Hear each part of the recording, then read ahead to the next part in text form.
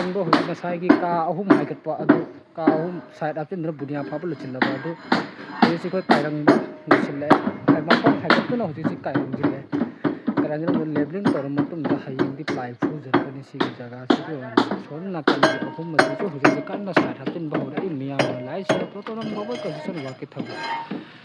ꯉꯁꯤꯗꯇ ꯁꯨꯕ ꯊꯕꯛꯅꯤ ꯁꯤ ꯀꯥ ꯑꯍꯨꯝꯁꯤ ꯁꯥꯏꯠ ꯍꯥꯞꯆꯤꯜꯂ ꯃꯇꯨꯡꯗ ꯀꯥꯁꯤ ꯃꯈꯣꯡ ꯍꯥꯏꯒꯠꯂ ꯃꯇꯨꯡꯗ ꯀꯥꯏꯔꯪꯗꯨꯅ ꯍꯧꯖꯤꯛꯁꯤ ꯂꯣꯏꯁꯤꯜꯂꯛꯑꯦ ꯑꯖꯥꯕ ꯊꯕꯛꯀꯤ ꯁꯥꯒꯩꯁꯤ ꯑꯖꯥꯕ ꯂꯣꯏꯁꯤꯜꯂꯦ ꯃꯤꯌꯥꯝꯅ ꯎꯕ ꯍꯧꯖꯤꯛ ꯇꯔꯥ ꯀꯟꯅ ꯄꯨꯜꯂꯤ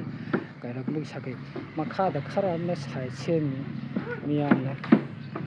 ꯍꯧꯖꯤꯛ ꯑꯖꯥꯕꯅ ꯎꯔꯤꯕ ꯈꯣꯠꯂꯤꯕ ꯇꯧꯔꯤꯕ ꯈꯨꯗꯤꯡꯃꯛꯁꯦ ꯁꯤꯅꯤ ꯊꯕꯛ ꯈꯨꯗꯤꯡꯃꯛ ꯃꯈꯥꯗ ꯁꯨꯔꯤꯕ ꯈꯣꯠꯂꯤꯕ ꯇꯧꯔꯤꯕ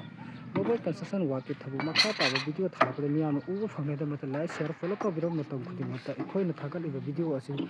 ꯃꯤꯌꯥꯝꯅ ꯎꯕ ꯐꯪꯒꯗꯕ ꯑꯩꯈꯣꯏꯅ ꯁꯦꯠ ꯑꯣꯏꯅ ꯊꯥꯒꯠꯆꯕꯅꯤ ꯅोंग सूरी तक तिलों का मदद करो मैं भी और तिलों का मदद करे लाइक करो शेयर करो फॉलो करो मोबाइल कंस्ट्रक्शन वाका काम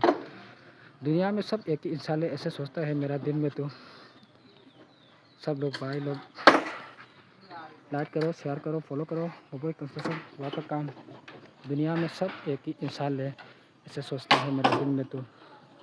सिनी हुजिक अखोइगी आगे थबो हयेंगी ताली सी मरक की अवात ताली जे थांगत अगम मतुंग दा साइड हाफिन जरगन हयेंगी मियाम सपोर्ट तबियो मोबाइल कंस्ट्रक्शन वाकी का थैंक यू